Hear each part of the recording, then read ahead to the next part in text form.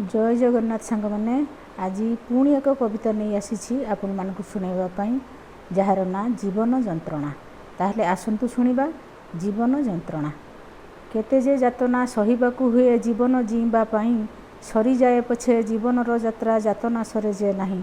दुनिया रे किए केते प्रकारर अछंती मनीष परा, सबु मनीषक अलगा अलगा रही थाए चिंताधारा।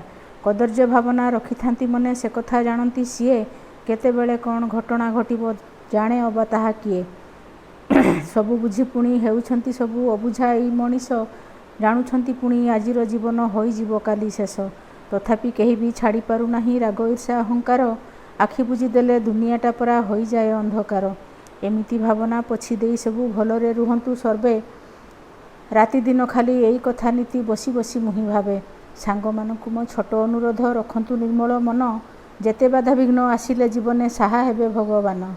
रहिली मु सुरभिराणी। नमस्कार।